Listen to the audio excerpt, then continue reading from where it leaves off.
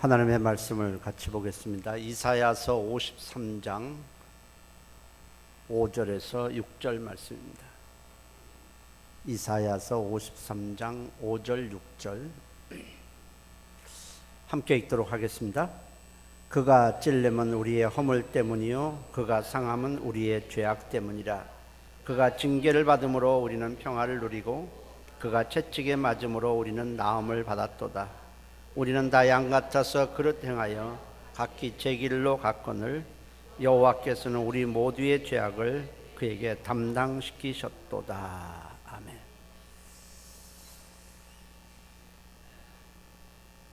하나님의 아들 예수께서 받으신 고난의 핵심은 십자가의 죽으심입니다. 예수님의 고난이 나와 아무 상관이 없다면 우리는 무관심할 수 있습니다. 실제로 사람들은 자기와 상관이 없는 일에 대해서는 별 관심을 보이지 않습니다. 며칠 전에 독일 어떤 비행기가 알프스 그쪽에 가다가 추락을 해서 150명이 다 죽었다. 뉴스에 나옵니다. 근데 그 뉴스를 보고 150명이 죽었다는 데 대해서 여러분들이 막 울고 괴로워하고 하진 않습니다. 아, 이런 사고가 있었구나. 그냥 지나가는 거예요. 수많은 전쟁 속에 누가 죽고 그래도 나와 상관이 없을 때는 나에게 그렇게 영향을 미치지도 않고 그것 때문에 내가 마음이 아파서 괴로워하고 그러지 않습니다. 그렇지만은 그 비행기에 탑승해서 죽은 그 사람의 가족에게는 그 사건이 다릅니다. 괴로워하고 또 울기도 하고 실제로 그 사람의 그 죽음으로 인해서 상당한 변화가 그 가정에 일어날 거예요.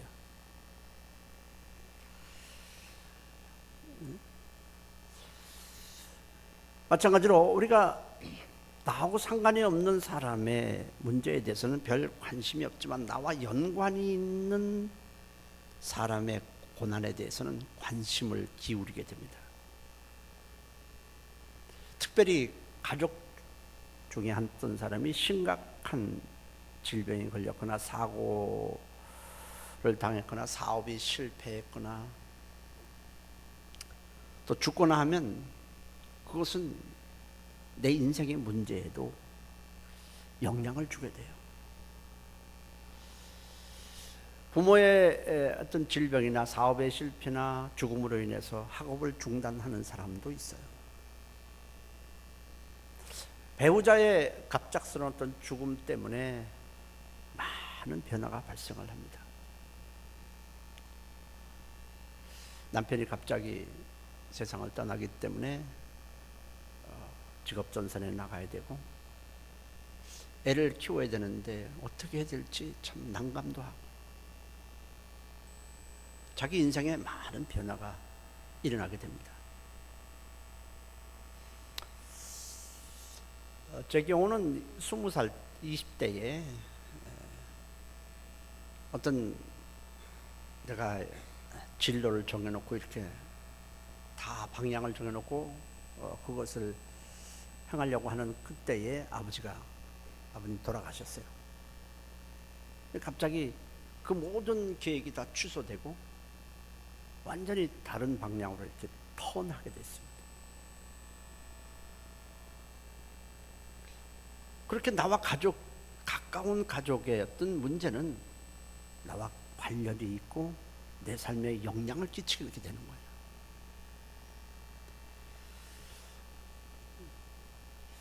예수님의 고난이 우리와 굉장히 밀접한 것을 알려면 하나님과 우리와의 관계부터 일단 알아야 합니다.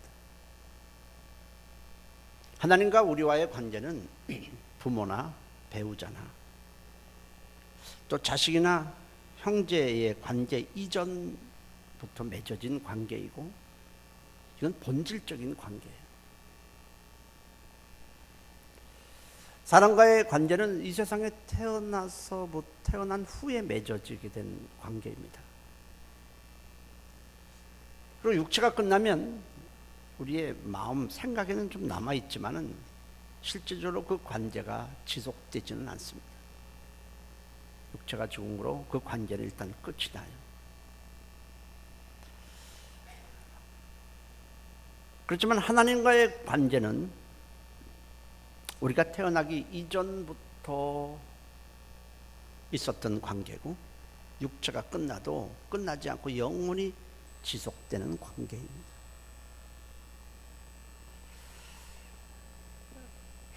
그래서 사실은 이 세상의 관계 중에서 하나님과의 관계보다 더 중요한 것은 사실 없습니다. 하나님은 사람을 지으실 때부터 영원히 육체라는 어떤 시간 안에서뿐 아니라 영원히 함께할 자로, 사랑할 자로 우리를 지으셨습니다. 만약 하나님을 떠나게 되면 모든 것을 다 잃어버리고 방황하다가 결국 멸망하게 되는 거예요. 하나님과 우리와의 관계, 영원한 관계고 본질적인 관계고, 그 어떤 관계보다도 우선하는 관계입니다. 그런데 인간이 마귀의 유혹에 넘어가서 하나님을 떠났어요. 이는 사람과의 사이에서 발생하는 그 어떤 죄보다도 무서운 죄고 본질적인 죄예요. 이 세상에 얼마나 험악한 죄가 많습니까?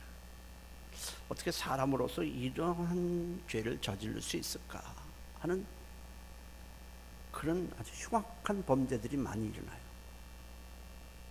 그것과는 비교할 수 없는 중대한 범죄고 본질적인 죄고 근원적인 죄가 바로 하나님을 떠나는 죄입니다.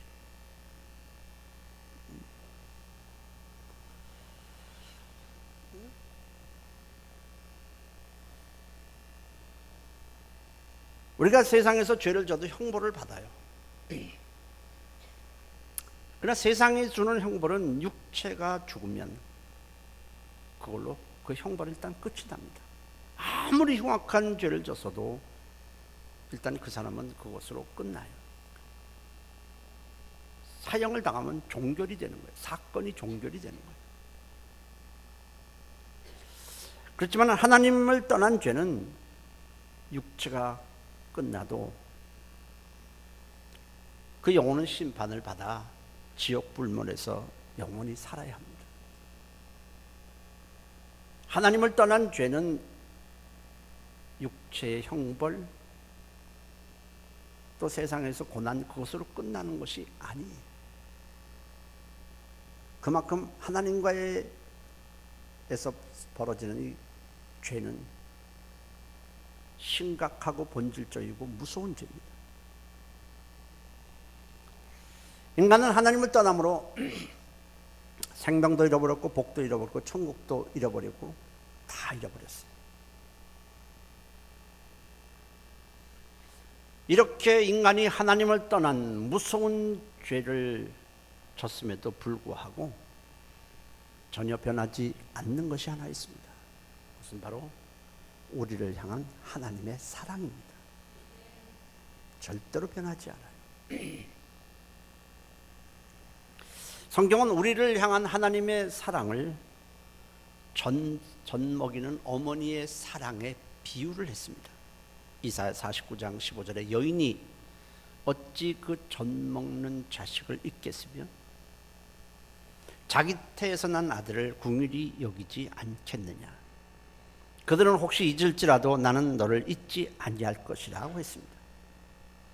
하나님을 떠난 후에 인간은 하나님을 잊고 살았습니다. 잊고 사는 게 아니라 아예 하나님이 없다고 생각을 했어요. 인정하지도 않아하고 하나님은 관념 속에만 존재하는 그런 분으로 생각을 했습니다. 하나님을 잊고 살았지만 하나님은 우리를 한순간도 잊은 적이 없습니다.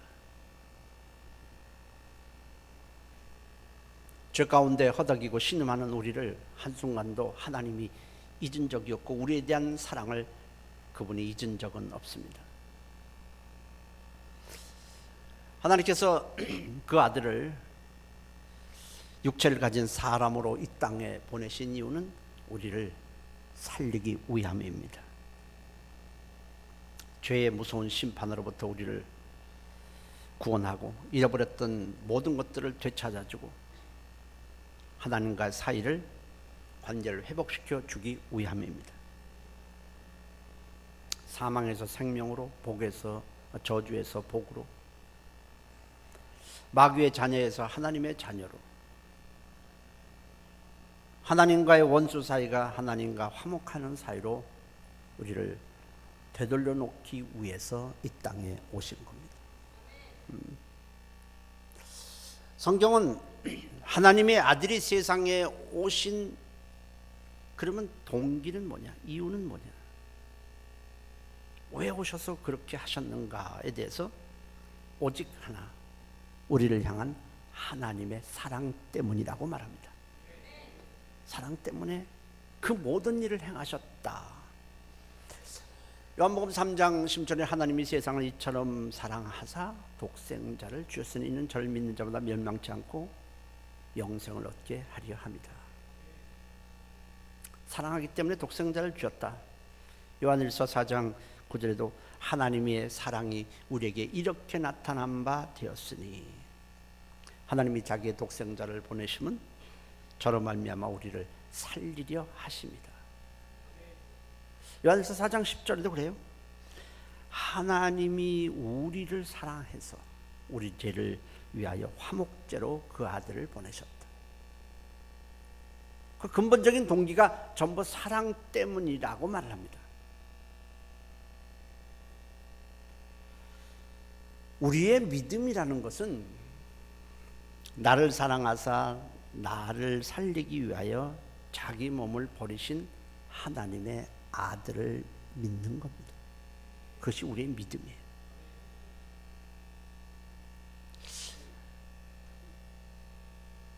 내가 믿는다 할 때에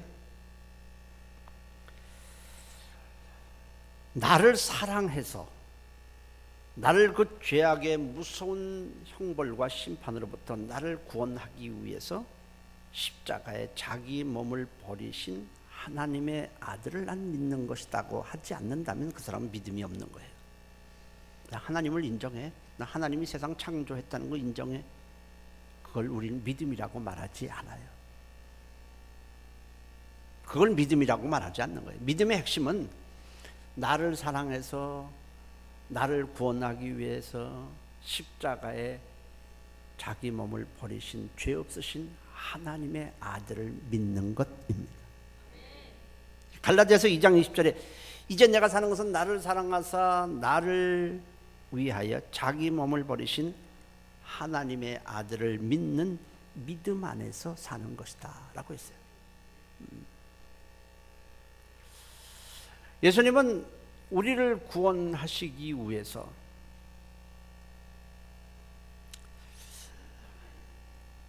아주 이 세상에 낮게 오셨어요. 모든 것을 비우시고 낮게 오셨다.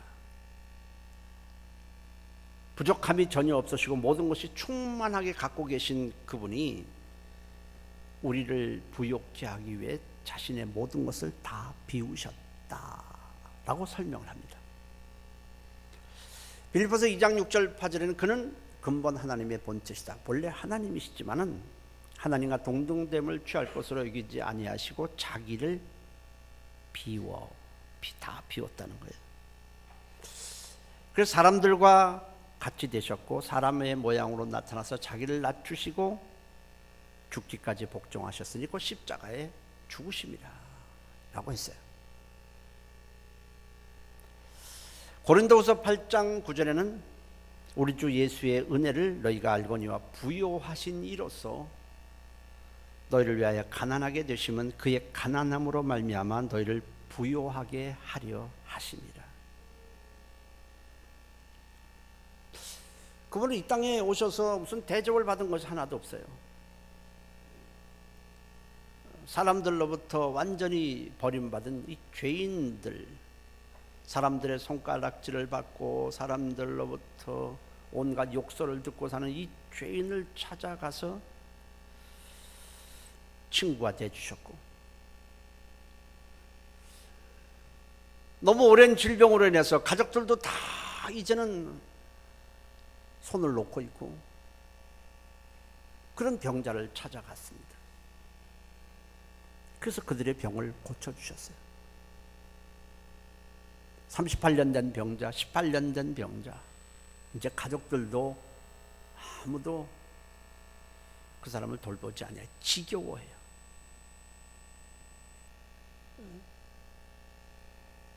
그냥 감기 환자를 찾아가신 것이 아니에요. 완전히 소외되고 아무도 거들떠보지 않는, 자기 몸을 가누지도 못할 몸에 냄새가 나고 버림받은 그런 병자를 찾아가서 고쳐주셨고, 사람들이 미쳤다고 조롱하는 그런 귀신 들린 자를 찾아가서 또 고쳐주시고, 그리고 마지막에는 우리를 위해서 자신을 속죄의 제물로 십자가에 자신을 지었습니다. 모든 것에 부유하신 그분이 하늘 영광 다 비우셨어요. 그리고 가장 낮게 우리를 섬기는 낮은 모습으로 이 땅에 오셔서 가난하게 되셨어요. 그 이유는 우리가 영적으로, 하나님을 떠남으로 영적으로, 정신적으로, 육체적으로 우리의 삶 전체에서 가난해지고 때로 가난해진 우리를 이제 부욕해 하기 위함입니다. 본문은 주님이 고난 받으신 이유에 대해서 설명을 하고 있어요. 다시 한번 읽을까요? 이사야 53장 5절 6절 다시 한번 읽습니다. 함께 읽습니다. 그가 찔림은 우리의 허물 때문이요 그가 상함은 우리의 죄악 때문이라. 그가 징계를 받음으로 우리가 평화를 누리고 그가 채찍에 맞음으로 우리는 나음을 받았도다. 우리는 다 양 같아서 그릇 행하여 각기 제 길로 갔거늘 여호와께서는 우리 모두의 죄악을 그에게 담당시키셨도다. 하나님을 떠난 인간의 모습을 양과 같다라고 표현을 했어요. 양과 같이 그릇 행하며 살아가고 있다. 양의 속성과 우리의 속성, 양의 모습과 우리의 모습이 흡사하다는 겁니다. 이 양이란 동물은 목자가 간섭을 하지 아니하고 목자가 돌봐주지 아니하고 가만 놔둬버리면 제멋대로 돌아다니다가 짐승에 먹혀버리든지 아니면 굶어 죽든지 아니면 낭떠러지에 떨어지든지 아니면 뭔가 가시에 찔려서 고통을 받다가 죽게 됩니다. 이 양은 시각이 굉장히 나빠요. 시력이 굉장히 나빠서 낭떠러지가 있는데도 제대로 못 보고 가다 그냥 떨어져 죽기도 해요.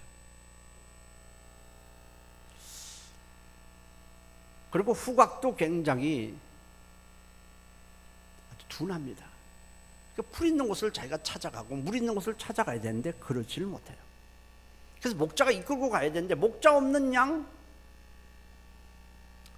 제대로 먹지도 못하고 굶게 되고, 그 다음에 짐승이 와서 공격을 할 때 방어 수단이 전혀 없어요.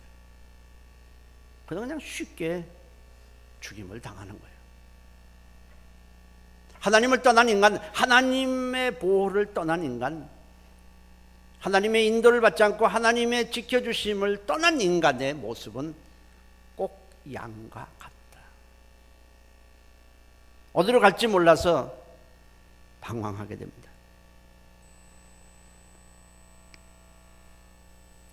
그리고 이 좌충우돌로 이 자기 욕망을 따라 살다가 결국은 멸망하게 된다.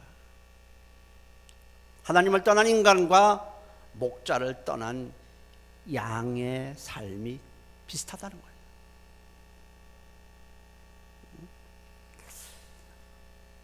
결국 하나님을 떠난 이 범죄가 우리 인간을 완전히 멍들게 한 겁니다. 그래서 하나님은 그 아들을 이 세상에 보내셔서 우리 죄악을 그가 담당하도록 하셨습니다. 그가 찔리고, 왜 찔렸냐? 우리 허물 때문이다. 그가 상함을 상했다. 왜? 우리 죄악 때문에. 그가 징계를 받았다. 우리 때문에. 그가 채찍에 맞았다. 나 때문에. 성경은 그렇게 얘기하는 거예요. 찔림과 채찍은 육체의 고통이라고 볼 수 있고, 상함과 징계는 좀 정신적인 고통이라고 볼 수 있습니다. 어떤 예수님은 찔림, 채찍, 상함, 징계 다 받으셨어요. 나를 대신해서 받으셨다. 예수님의 머리에 가시가 찔렸습니다. 예수님은 가시관을 썼는데 그 가시관의 가시는 일반 가시가 아니에요. 손가락의 한 3분의 2 정도, 좀 찍으면 반 정도 되는 아주 단단한 가시입니다. 절대로 부러지지 않는 그 가시가 머리에 살짝 얹힌 게 아니라 이렇게 확 찌른 겁니다. 내 머리에 가시가 찔리고 손과 발못에 대못이 찔리고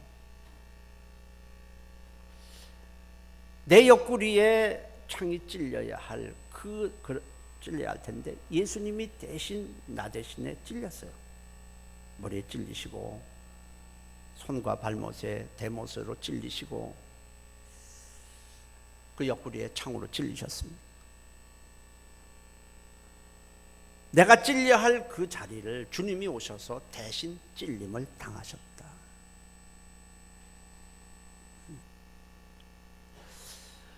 내 등에 납덩이가 달린 그 채찍질이 가해져야 되는데 주님이 나 대신에 채찍을 맞으셨다. 내가 온갖 비웃음과 조롱과 침뱉음을 받아야 하는 그 자리에 주님이 오셔서 대신 받으셨다.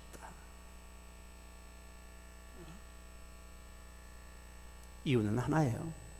우리를 너무 사랑하시기 때문에, 우리를 구원하라는 열망이 너무 크시기 때문에 채찍과 수치와 모욕과 침뱉음과 모든 모욕을 다 피하지 아니하시고 받으셨습니다. 그리고 십자가에 죽으신 거예요. 나 때문에, 오직 나 때문에. 나를 사랑하사 나를 위해서 자기 몸을 내놓으셨다. 그렇게 하지 않으면 우리가 살 길이 전혀 없기 때문에 그렇습니다. 그렇다면 이렇게 십자가에 고난받으신 주님께서 우리에게 무엇을 바라실까요? 우리에게 바라시는 것은 무엇일까요? 주님이 얼마나 아프셨을까? 얼마나 고통스러우셨을까? 얼마나 힘드셨을까? 그걸 감성적으로 대해서 알아주기를 원하셨을까요? 물론 우리는 주님의 아픔을 당연히 생각해야 되지만은 주님의 진짜 소원은 그렇게 우리가 감성에 젖기를 원하시는 것이 아니에요. 주님이 십자가에서 고난을 받으시면서 우리에게 원하시는 것은 몇 가지가 있습니다. 첫째로는 예수님이 십자가에서 우리 죄를 대속하셨음을 믿고 회개함으로 죄사함 받기를 원하시는 것입니다. 십자가에서 피 흘리시며 우리 죄를 다 짊어지시고 대신 고난을 받으셨지만은 하나님 앞에 죄인임을 회개하지 아니하면 죄사함은 우리와 상관이 없고 우리는 멸망하게 돼요. 주님이 바라시는 것 오직 하나입니다. 나를 위해서 예수님이 죄 없는 하나님의 아들이 오셔서 내 죄값을 십자가에서 다 받으셨습니다. 나는 죄인입니다. 주님이 나를 위해서 십자가에서 속죄하셨음을 내가 믿고 예수님은 나의 구주로 영접합니다. 그 고백할 때 우리는 모든 죄를 사함받고 우리는 의롭게 되고 생명을 얻게 되는 것입니다. 요한일서 1장 9절 10절에 우리가 우리 죄를 자백하면 그는 미쁘시고 신실하시고 의로우사 우리 죄를 사하시며 우리를 모든 불의에서 깨끗하게 하실 것이요 만일 우리가 범죄하지 아니하였다 하면 하나님을 거짓말하는 이로 만드는 것이니 또한 그의 말씀이 우리 속에 있지 아니하리라 했습니다. 만일 교회에 다니면서도 이 고백이 없는 사람이라면 그 사람은 그리스도인이 될 수 없습니다. 교회 다니면서도 이런 고백을 한 번도 하지 않았다면 그 사람은 죄사함을 받지 않은 사람입니다.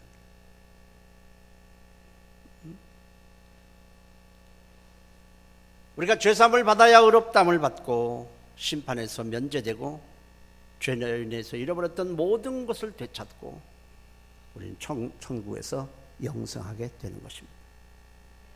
오직 주님이 하나 원하시는 건 그것입니다. 그가 왜 죽으셨냐? 나는 모릅니다. 나하고 상관이 없습니다. 그는 예수님의 십자가의 속죄와 전혀 상관이 없는 사람입니다. 나를 살리기 위해서, 오직 나를 구원하기 위해서 하나님의 아들이 나 때문에 내 죄를 짊어지고 내가 받을 죄값을 대신 받으셨습니다. 나는 죄인입니다. 나는 예수님이 나의 죄를 다 십자가에서 속죄하셨음을 믿습니다. 그 고백을 우리로부터 듣기를 원하시는 것입니다. 그것이 주님의 첫 번째 소원이에요. 두 번째 소원은 우리가 그리스도와 함께 십자가에 못 박히기를 원하신다. 갈라디아서 2장 20절에 사도 바울은 이렇게 고백합니다. 내가 그리스도와 함께 십자가에 못 박혔더니 그런즉 이제는 내가 사는 것이 아니오 오직 내 안에 그리스도께서 사시는 것이라. 그리스도께서, 예수님께서 나를 대신하여 십자가에 못 박히신 것은 우리가 하나님 없이 살던 때의 삶을 끝내기 위함입니다. 우리는 죄악 가운데 살았어요. 죄의 종으로 살았어요. 죄악 가운데 살았다. 이게 무슨 말일까? 그냥 내가 남한테 거짓말하고 뭐 잘못하고 뭐 남의 돈을 뭐 어떻게 하고 이런 얘기가 아니에요. 내가 죄악 가운데 살았다고 하는 그 본질적인 것은 우리가 하나님을 인정하지도 않고 살았다. 하나님의 말씀을 내가 진리로 받아들이지도 않고 살았습니다. 무시하며 살았어요. 하나님을 사랑하지도 않았고 예배하지도 않았고 오직 우상을 섬기며 살았습니다. 이게 죄악된 삶의 본질적인 것들이에요. 이 세상에 말하는 말은 그렇게 신뢰하면서도 예수님의 말씀은 우리가 받아들이지 않았습니다. 진리를 배척하고 오직 거짓을 진리로 받아들이며 살았어요. 하나님과 원수 사이로 살았어요. 이게 죄악된 삶의 모습이에요. 이런 우리의 죄악을 예수님이 다 끌어안으시고 십자가에 죽으셨습니다. 왜? 이런 죄악된 삶을 끝내기 위해서입니다. 이걸 마감시키기 위해서 그분이 십자가에 못 박힌 거예요. 이제 예수님께서 나를 대신하여서 고난받으셨음을 믿는다면 우리는 구원을 받고 하나님 없이 살았을 때의 삶을 마감해야 합니다. 이것이 그리스도와 함께 십자가에 나를 못 박는 겁니다. 그리스도와 함께 하나님 없을 때의 나의 삶을 다 못 박는 것, 그게 십자가에 나를 못 박는 것입니다. 우리는 예수로 말미암아 새로운 피조물이 되었습니다. 새 것이 된 거예요. 새 사람이 된 거예요. 고린도후서 5장 10절에 누구든지 그리스도 안에 있으면 새로운 피조물이라 이전 것은 지나갔으니 보라 새 것이 되었다 했습니다. 십자가는 우리를 완전히 새로운 사람으로 변화를 시켰어요. 신분도 변하고 하나님과 우리 사이도 다 변화시켰어요. 내가 변한 것이 아니고 십자가가 우리를 새 사람이 되게 하신 것입니다. 우리는 이제 마귀의 종도 아니고 하나님과의 원수 사이도 아닙니다. 우리는 하나님의 자녀요, 하나님의 백성입니다. 우리는 이전에 하나님 없이 살았을 때에 이전에 나는 십자가에서 끝내야 하는 것입니다. 주님이 원하시는 건 그걸 원하시는 거예요. 여전히 내가 하나님을 떠났을 때, 하나님 없었을 때에 내가 삶의 목적, 삶의 목표를 그대로 고집하고 있다면 그것을 끝내야 합니다. 세 번째로는 예수님이 십자가에 달리면서 우리에게 원하는 것은 하나님과 우리와 화목하기를 원하세요. 에베소서 2장 13절 14절에 이제는 전에 멀리 있던 너희가 그리스도 예수 안에서 그리스도의 피로 가까워졌느니라. 그는 우리의 화평이시다. 오랫동안 우리는 하나님과 불화하며 살았습니다. 이 죄 때문에 우리는 하나님과 불화하며 살 수밖에 없었지만 예수님께서 이 불화의 원인의 죄를 십자가에서 제거하셨습니다. 그런데 이제부터는 하나님과 화목하며 살라는 겁니다. 화목이 뭡니까? 가깝게 지내는 것 아니겠습니까? 마음을 같이 하는 게 화목이에요. 가깝게 지내는 거예요. 그리고 함께 동행하는 거예요. 주님이 나에게 맞추는 것이 아니고 내가 주님께 맞춰야 합니다.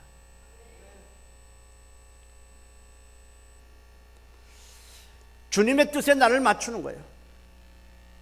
가만 보면 신앙생활을 이렇게 하는 걸 보면 내가 주님께 맞추려고 하지 않고 자꾸 주님대로 나에게 맞춰달래요.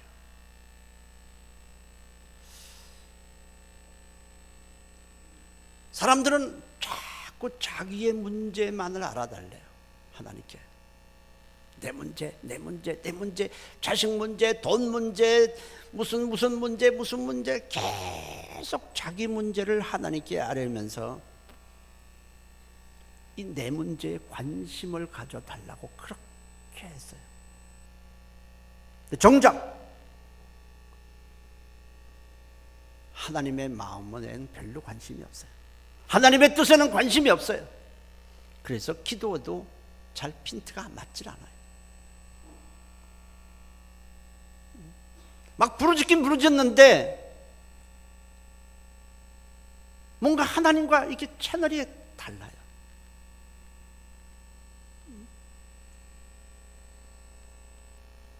우리는 내 문제, 내 뜻을 알아달라고 하기 전에 우리는 십자가에서 우리를 위해서 자신을 들이신 주님의 뜻부터 우리는 헤아려야 하는 것입니다. 그럴 때 화목이 가능한 거예요. 무조건 내 문제만 알아달라고 해서 하나님과 화목할 수 있는 게, 하나님과 화목하면, 하나님의 뜻은 나를 맞추면 그 다음에 하나님이 우리의 삶을 도와주실 것입니다.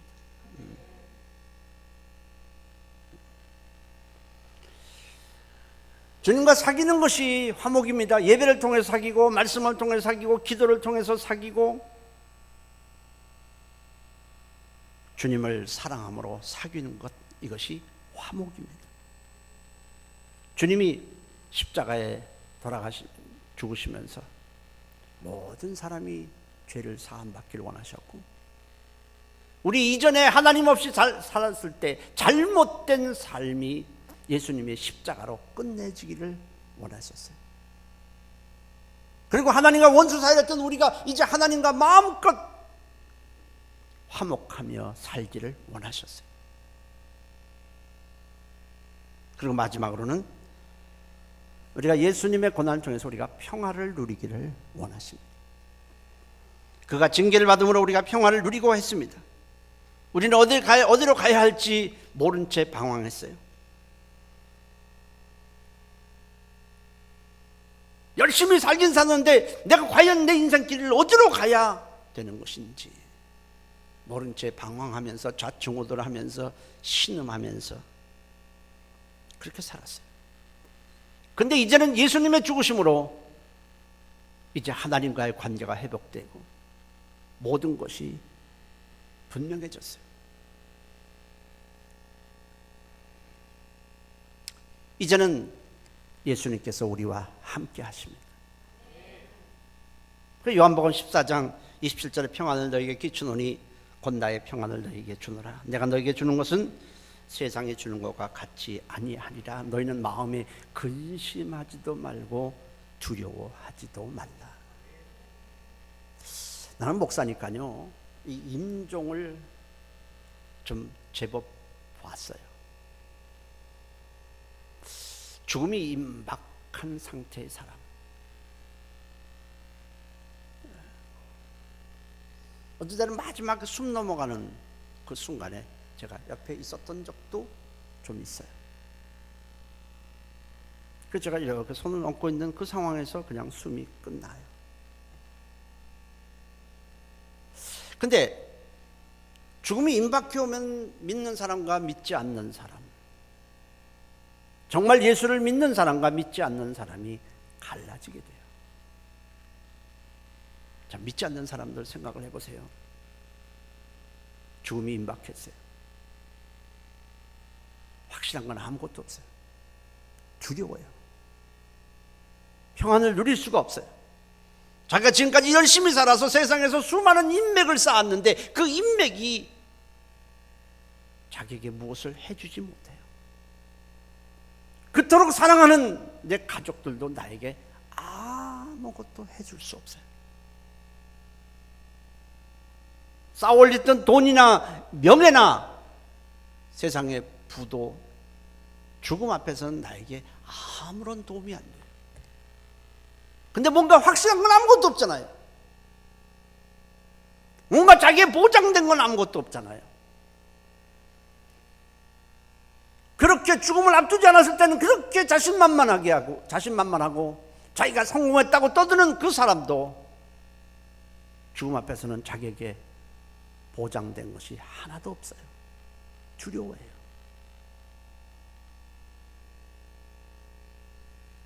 그 사람에게 평안이라는 것은 없어요. 근데 예수를 믿는 사람은 상황이 달라요. 힘들게 살아왔어도, 육체의 질병 때문에 고통을 받았어도 자기에게 보장이 된 게 있어요. 그 순간에도 하나님이 자기와 함께 하신다는 사실을 믿고 있어요. 자기가 이 순간에 목숨이 끝나도 어떻게 된다는 사실을 자기는 확신하고 있어요. 때문에 막상 죽음이 닥쳐왔을 때 아무도 그에게 도움을 줄 수 없는 상황이 되었을 때, 그때 그 사람은 예수님 때문에 평안을 누립니다. 그런 평안을 주시겠다는 겁니다. 하나님이 나와 함께 하심으로 얻는 그 평안을 주님이 주시겠다는 겁니다. 그래서 우리가 어떤 문제가 닥치면 당장 불안해하고 두려워합니다. 모든 사람이 다 같아요. 그러나 정말 믿는 사람은 잠시 후에 주님이 자기와 함께 한다는 그 믿음을 가지고 평안을 누립니다. 그 평안이 우리에게 있기를 바랍니다. 주님이 십자가를 지신 이유는 분명해요. 사랑하기 때문이고, 죄 가운데 신음하며 살고 우상과 욕망을 쫓아 어디로 가는지 모르고 모른 채 방황하며 살다가 하나님의 심판을 받아 멸망할 우리를 구원하기 위함입니다. 그리고 하나님과 함께하는 새로운 삶, 영광의 삶을 살도록 하기 위해서 그분은 십자가를 지셨습니다. 우리는 십자가의 은혜를 힘입어서 죄를 사함받고 하나님과 화목하고 하나님을 사랑하고 하나님과 함께하는 평화를 누리고 남은 인생 주님의 영광을 위해서 살아야 합니다. 주님은 우리를 구원하시기 위해 살리기 위해서 그분은 모든 것을 비우시고 내려놓으셨습니다. 그분이 하실 일이 없어서가 아니에요. 근데 오늘 보십시오. 우리가 무엇을 좀 하세요? 우리는 이유가 너무 많아요. 바쁘고요, 뭐하고요. 도무지 자기를 내려놓을 생각을 안 하고 비울 생각을 하지 않습니다. 하나라도 안 내려놓으려고 해요. 주님은 우리를 살리기 위해서 모든 것을 다 투자하셨습니다. 이제 우리 남은 인생 우리를 구원하신 주님의 영광을 위해서 나를 드리시고 주님의 영광을 위해서 살아가시기를 주의 이름으로 축원합니다. 기도하십시다. 통성으로 기도합니다. 주님의 속죄를 믿고 내가 죄인임을 고백하지 않은 사람은 그 고백을 해야 돼요. 그보다 더 급한 건 없어요. 하나님 없던 때의 삶을 마감하고 이제 하나님과 화목하며 남은 인생 나를 구원하신 주님을 위해 살게 도와주세요. 다 같이 한 목소리로 통성으로 기도합니다. 살아계신 하나님 고맙습니다. 나를 위해서 십자가를 지신 주님을 생각합니다. 오직 나를 사랑하사 나를 구원하기 위해서 그 십자가의 고통 피하지 아니하시고 우리 죄를 끌어안으시고 죽으시고므로 우리가 살아났습니다. 고맙습니다. 나를 사랑하사 나를 위하여 자신의 몸을 내놓으신 하나님의 아들의 고난을 믿음으로 우리가 이렇게 산 것을 고백합니다. 이제 남은 인생 주님의 영광을 위해서 살아가도록 하나님이 역사하시고 도와주시옵소서. 하나님과 화목하게 하시고 이전의 삶을 끝내게 하시고 하나님으로 어떤 상황에서든지 평안을 누리게 하시고 주를 위한 우리 인생이 되도록 하나님이 역사하시고 도와주시옵소서. 예수님의 이름으로 기도했습니다. 고맙습니다. 주님의 고난 십자가의 죽으심이 아니었다면 우리는 오늘 이 자리에 있지도 않습니다.